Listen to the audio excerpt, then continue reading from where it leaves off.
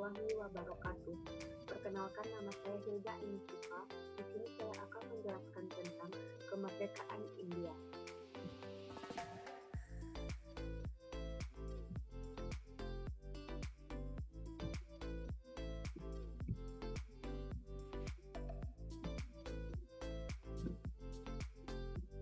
Kemerdekaan India.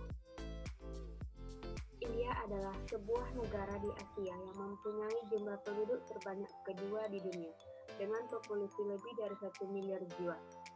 Ekonomi India adalah terbesar keempat di dunia dalam PDB, diukur dari segi paritas daya beli, dan salah satu pertumbuhan ekonomi tercepat di dunia.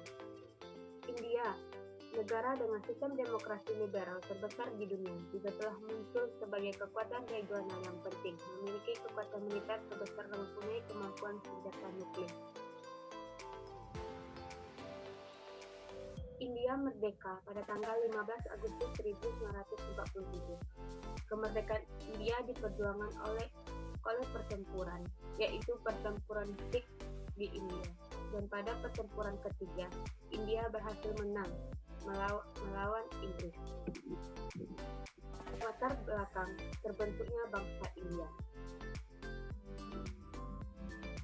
Bangsa India merupakan campuran penduduk yang bertanda fisik sangat berbeda dan mempunyai jenis kebudayaan serta tingkat peradaban yang bervariasi. Namun, India mulai muncul, yaitu India berasal dari kata Yunani atau Indo yang berarti bangsa yang mendiami daerah yang digenangi Sungai Indus atau Sindhu dalam bahasa Sanskerta. Banyak juga yang menyebutnya dengan sebutan Batarpa. Dan nama Aryavarta juga sering digunakan untuk menyebut India pada umumnya. Banyak bahasa-bahasa daerah serta banyaknya dialek yang dipergunakan oleh kelompok-kelompok penduduk India, serta banyaknya jumlah sekte agama di sana, yang selalu saja bertambah jumlahnya mempersulit para pemimpin India dan mempersatukan penduduk India sebagai suatu bangsa atau nation yang bulat. Rupa-rupanya hanya konsep satu agama nasional yang ada di India adalah satu-satunya benih yang ada sejak zaman purba yang diharapkan dapat untuk melaksanakan cita-cita persatuan nasional. Kemudian berkat kegigihan usaha-usaha yang dilancarkan oleh pemimpin bangsa India, serta karena adanya tantangan yang datang dari luar, yaitu praktek penjajahan bangsa Eropa, maka secara geopolitik penduduk yang menempati kawasan di India telah berhasil membentuk persatuan berupa nation. Mula-mula dua bangsa ini yaitu India dan Pakistan. Namun dengan seiringnya waktu telah terjadi pula bangsa dan negara baru yaitu Bangladesh dan Sri Lanka. Proses terbentuknya bangsa India ada dua, yang pertama zaman permulaan dan zaman pertengahan, dan zaman penjajahan, zaman kemerdekaan. Yang pertama saya akan membahas tentang zaman permulaan. Zaman permulaan datang ke India sekitar tahun 1500 sebelum Masehi. Datanglah ke anak benua India bangsa-bangsa yang semula mendiami daerah-daerah yang di sekitar laut. Bangsa Arya ini mula-mula menetap di daerah Punjab, India barat laut, yang kemudian meluas ke daerah Sungai Ganga dan daerah-daerah lain di India.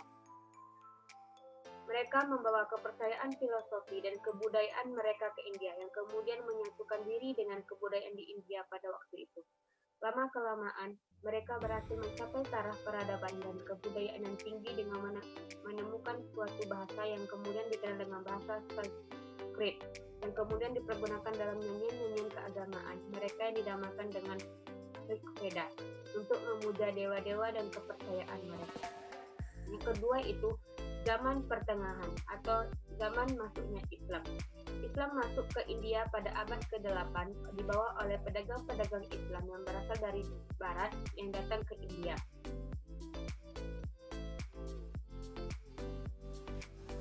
Penyatuan kebudayaan Islam dan Hindu membawa kejayaan bagi India yang tercermin dalam seni, sastra, bahasa, dan arsitekturnya.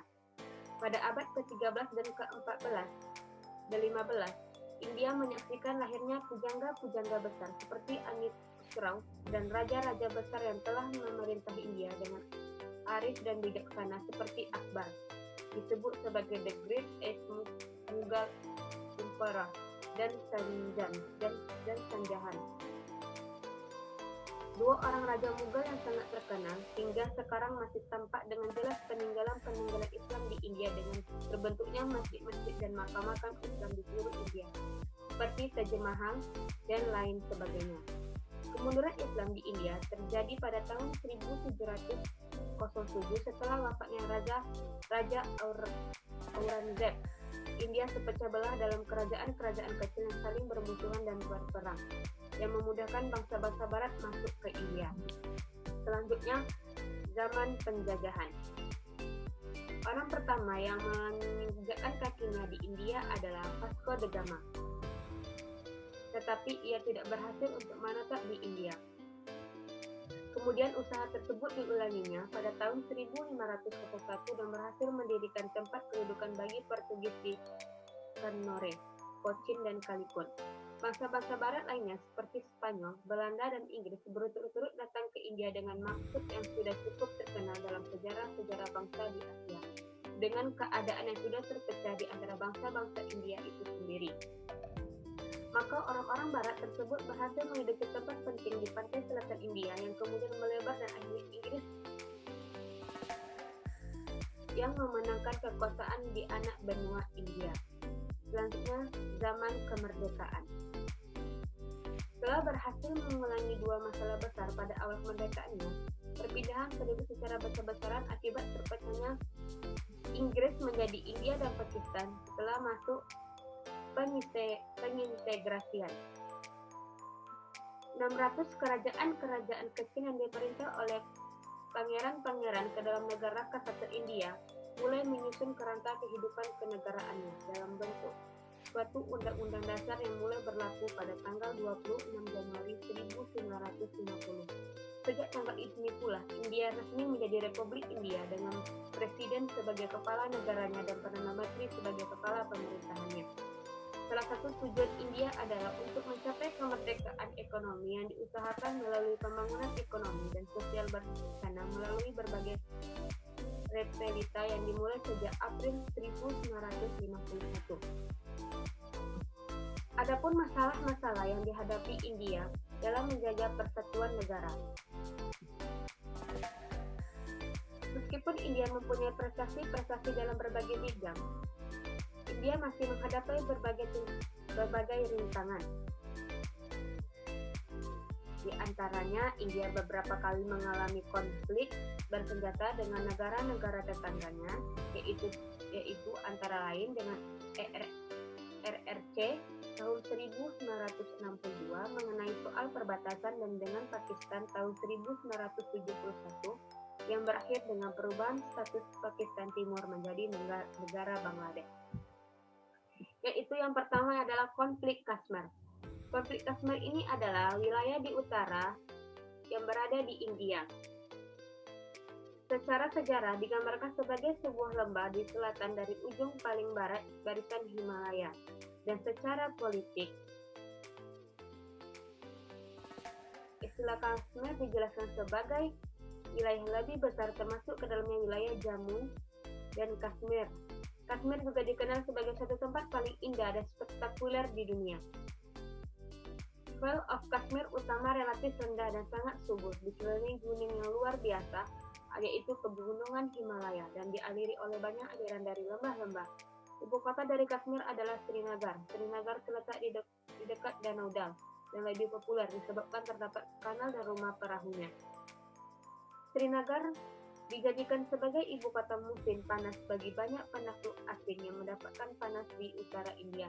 Tepat di luar kota Srinagar terdapat taman yang terkenal, yakni tanaman Shalimar yang indah dibuat oleh Jahangir. Selanjutnya, gambaran berbagai bidang kehidupan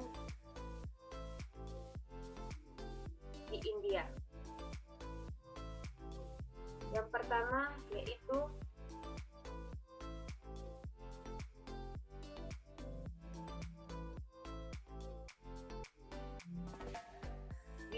agama. Mereka memasuki India dengan membawa kebudayaan yang tinggi.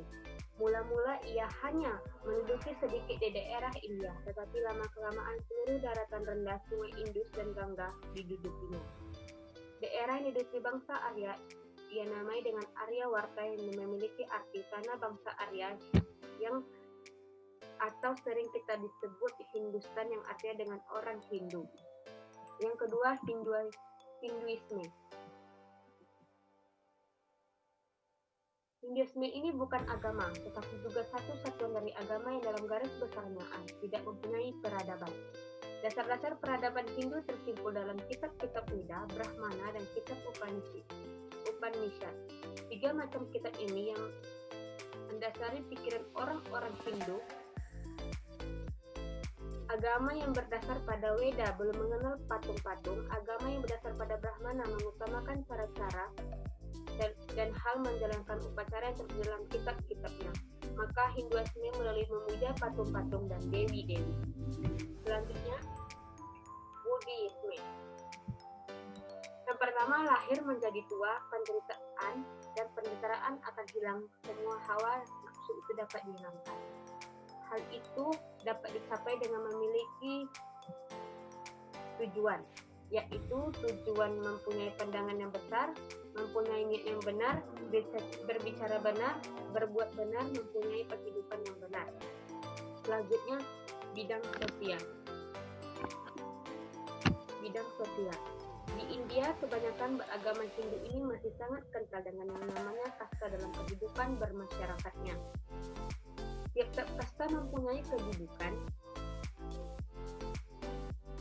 sosial yang sangat tajam batas-batasannya, baik itu batas mana diazaskan pada Hinduisme, hanya asal kelahiran yang menentukan kedudukan seseorang dalam masyarakat, yang tidak dapat diubah oleh suatu prestasi apapun dalam hidup seseorang.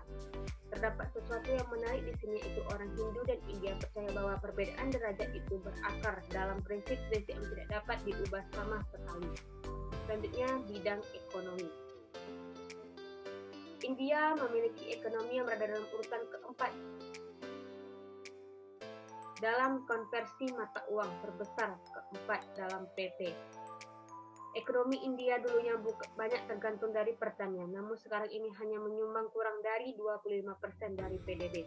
Industri penting lainnya termasuk pertambangan, petroleum, pengesahan berlian, film, tekstil, dan teknologi informasi dan kerajinan tangan. Kebanyakan daerah industri India berpusat di kota-kota utamanya. Tahun-tahun belakangan ini, India telah muncul sebagai salah satu pemain terbesar dalam perangkat lunak. Selanjutnya,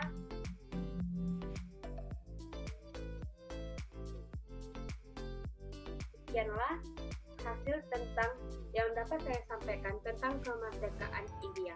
Jadi kesimpulan dari kemerdekaan India ini adalah nama India mulai muncul, yaitu India berasal dari kata Yunani Indo yang berarti bangsa yang mendiami daerah yang digenangi sungai Indus atau Sindhu dalam bahasa Sanskerta. Karena sungai tersebut terletak di Pakistan sehingga kurang tepat untuk menyebut negara India sekarang. Sehingga mereka lebih sering menggunakan kata Hindustan atau cukup dengan Sind yang berasal dari bahasa daerah itu atau sungai Sindhu. Banyak yang menyebutnya dengan sebutan Bhattacharya untuk menyebutkan kawasan yang sama karena India dianggap orang-orang Bharata. Dan nama Aryavarta juga sering dipergunakan untuk menyebut India pada umumnya. Yang dimaksud adalah negeri orang-orang Arya. Setelah berhasil mengulangi dua masalah besar pada awal kemerdekaannya, yaitu perpindahan penduduk secara besar-besaran akibat terpecahnya bekas jejak Inggris India menjadi India dan Pakistan, serta masalah pengintegrasian 600 kerajaan-kerajaan kecil yang diperintah oleh pangeran-pangeran ke dalam negara kesatuan India, India mulai menyusun kerangka kehidupan kenegaraannya dalam bentuk suatu undang-undang dasar yang berlaku pada tanggal 26 Januari 1950. Meskipun India mempunyai prestasi-prestasi dalam berbagai bidang, India masih menghadapi berbagai tantangan dalam pengintegrasian nasional, seperti usaha penerapan bahasa Hindu sebagai bahasa nasional, tentangan komunal atau Hindu-Muslim, dan bahkan pertentangan antara kasta yang belum kunjung selesai. Sekianlah yang dapat saya sampaikan. Apabila ada yang kata-kata yang salah, saya mohon maaf. Saya akhiri dengan wassalamualaikum warahmatullahi wabarakatuh.